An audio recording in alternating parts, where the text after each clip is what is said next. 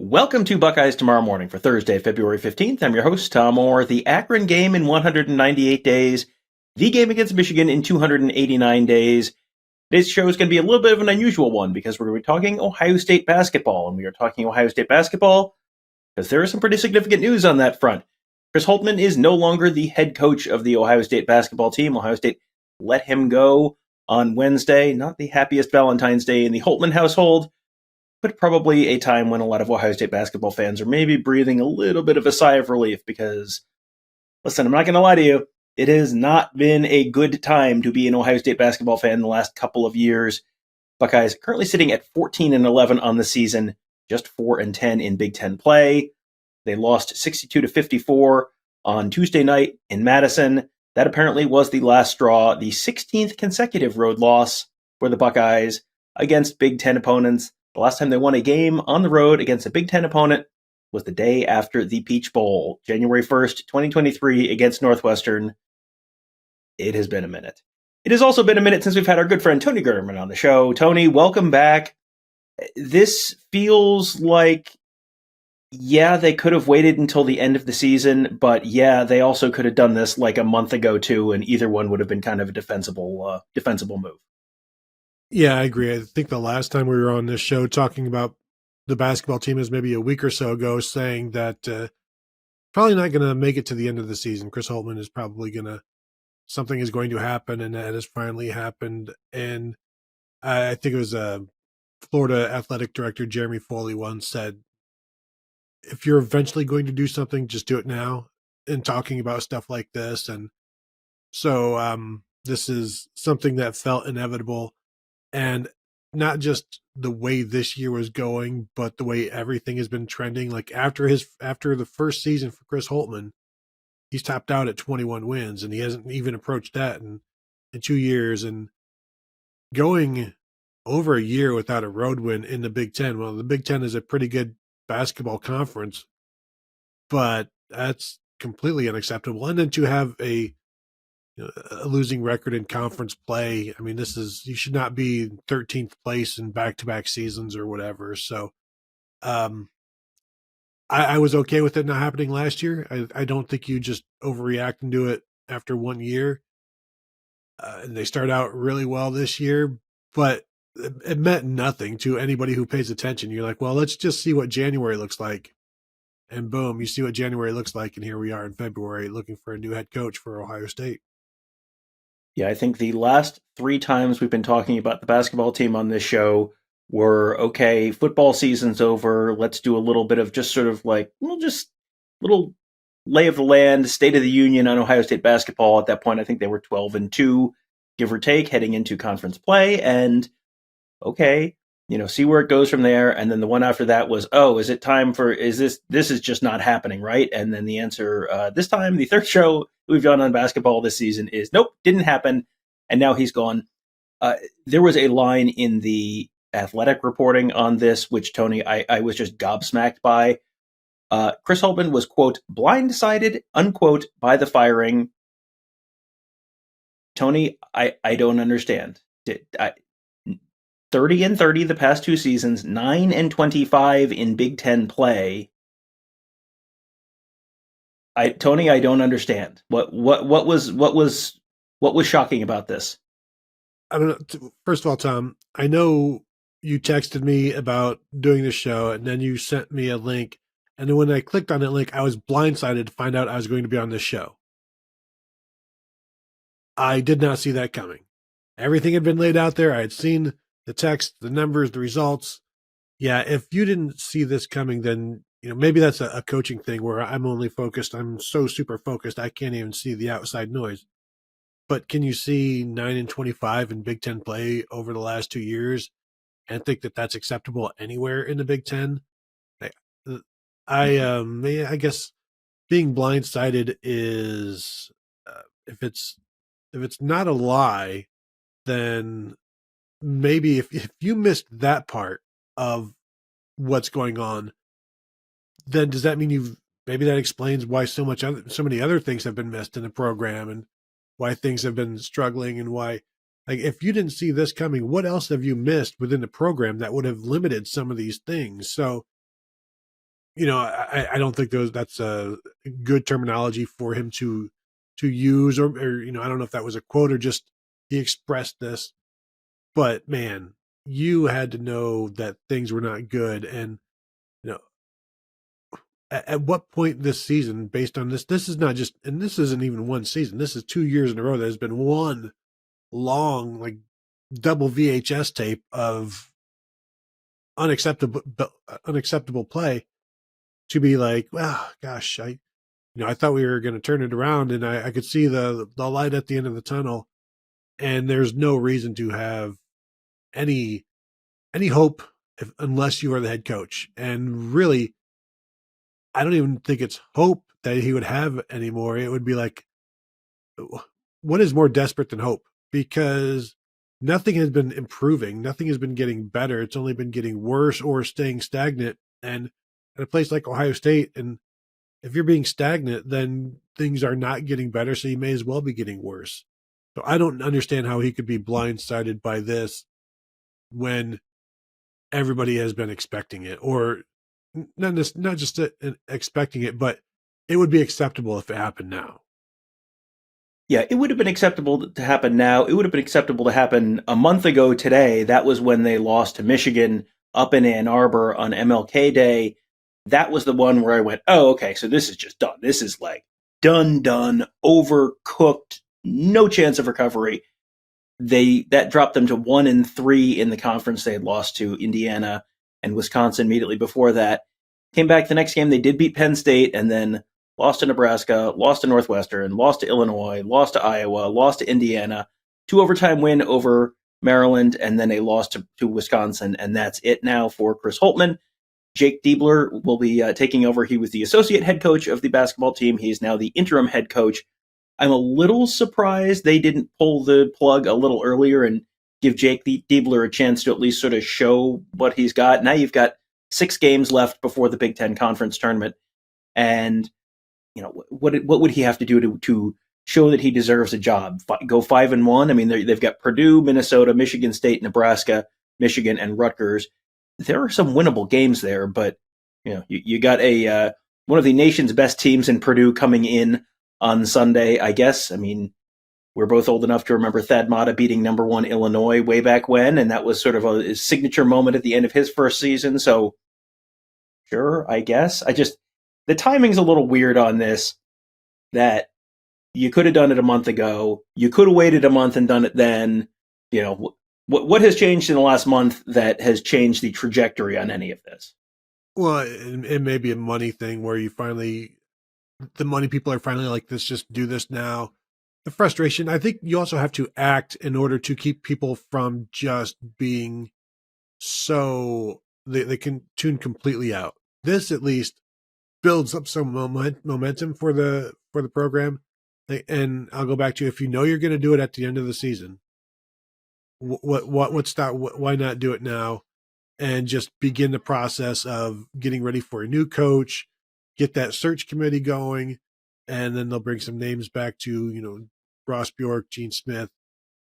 But in terms of, can Jake Diebler do anything to keep this job, I'm suggesting nothing short of Steve Fisher replacing Bill Frieder at Michigan back in 1989. You better go win it all, because there is no reason at Ohio State there should be an internal job from a guy who got fired. Like, that's not the coaching tree that they need to be picking the fruit from. This is the best job in the Big Ten. They need to be looking nationally, and it doesn't need to be a Butler head coach. It doesn't need to be somebody from Wichita State. It should be somebody from a level equal and to Ohio State, where you should be able to go get a top 25 program's head coach who is doing very well right now, a top 10 program, because it's Ohio State. And if you're not approaching it like that, then don't be surprised when the hires you make end up being 500 over a 4-year span. And, the timing of this, one other piece of the timing of this is that changeover in athletic director from Gene Smith to Ross Bjork. Ross Bjork shows up officially on March 1st, doesn't take over in the full athletic director position until July 1st, but he will start working at Ohio State on March 1st. you wonder a little bit, is this Gene Smith saying, raising his hand or being asked to raise his hand and say, this is your mess, clean it up before the new guy gets here? Because Gene Smith did give Chris Holtmann a 3-year contract extension before the 2022-2023 season. That is right when the 9-25 in Big Ten play started. Gene Smith has had some great moments at Ohio State as an athletic director. That is not going to be at the top of that list, that contract extension. So, now Chris Holtmann's in the rearview mirror as Ross Bjork comes in. Ross Bjork is going to be the one leading this search. That was part of the Ohio State release on this.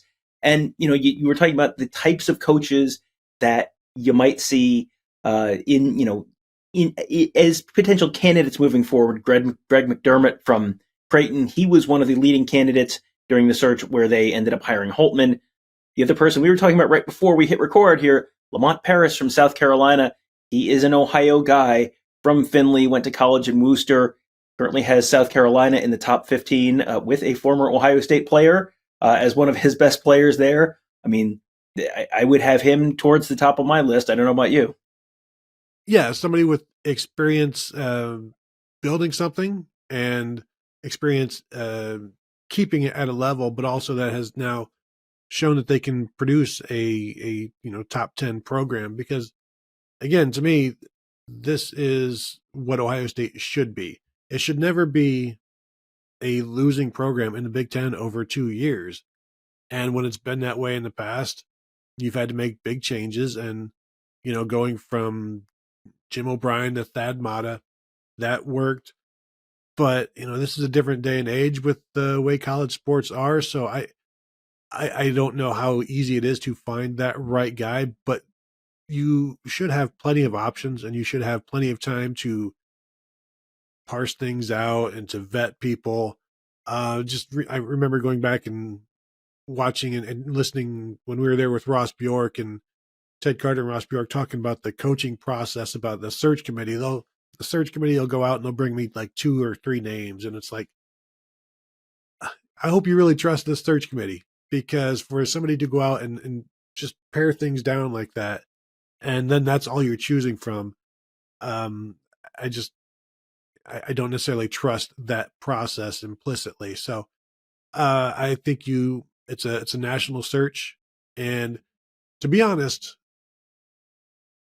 the correspondence should be headed towards Ohio State as much as it is Ohio State going out, because it is a coveted job that does allow you to fly under the radar if you want, but you definitely don't have to at all. You can be front and center with this program.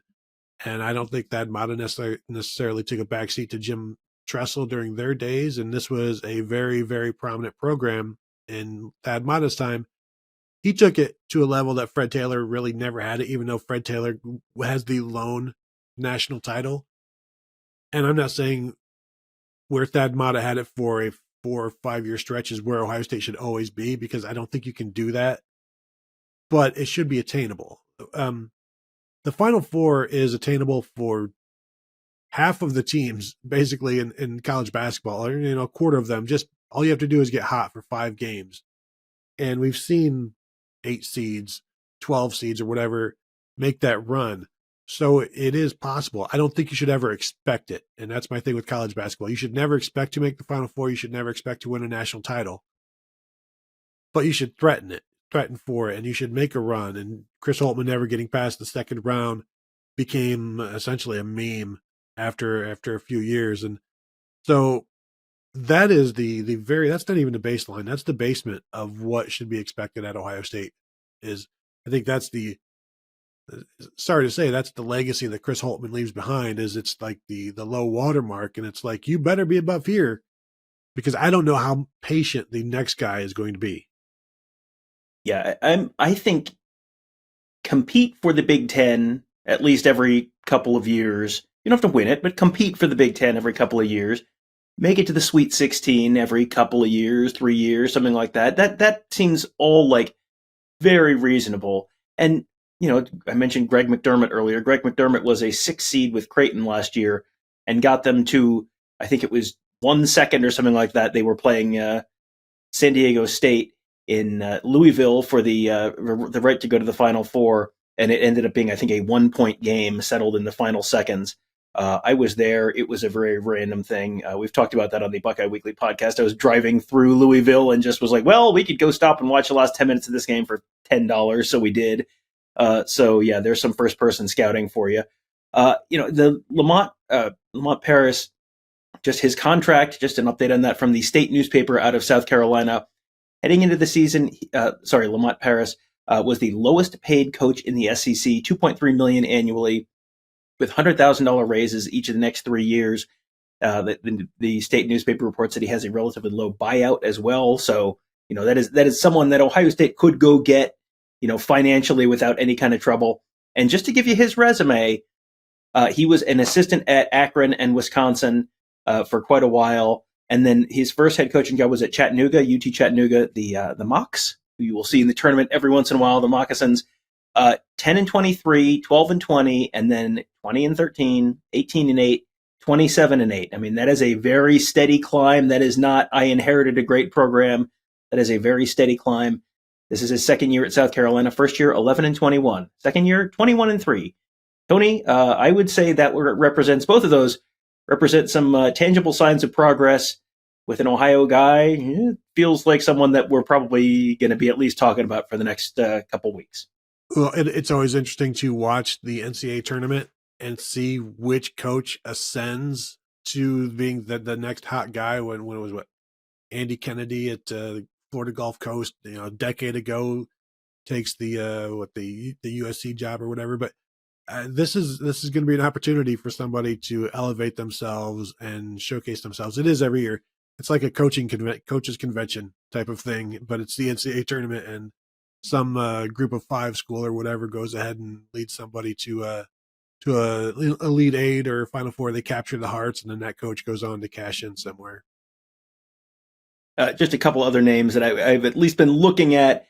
Anthony Grant from Dayton. The catch with him is he is a Dayton grad who is coaching at Dayton, so he might be tough to pry out of the Flyers position. But 14-17 to 21-12 to 29-2, and then a little step back to 13-10. But then right back up 24-11, 22-12, and 19-4 this year. And then finally, Tony, we mentioned sort of going the mid-right major route. If they wanted to do that, Josh Schertz from Indiana State, 11-20 to 23-13 to 22-4. He just 3 seasons there. They did just lose to Illinois State literally last night. So he has made Indiana State relevant for the first time since Larry Bird left, which has been a hot minute. But that's just another name there. But yeah, if I'm Ross Bjork, I'm looking at Lamont Paris and thinking that might not be a bad move. But where will they go? Well, we'll all find out together. There's going to be a little time probably before that hiring is finished, because there's still another month or so of basketball season left before you can probably hire anyone away. So we'll keep an eye on that for you.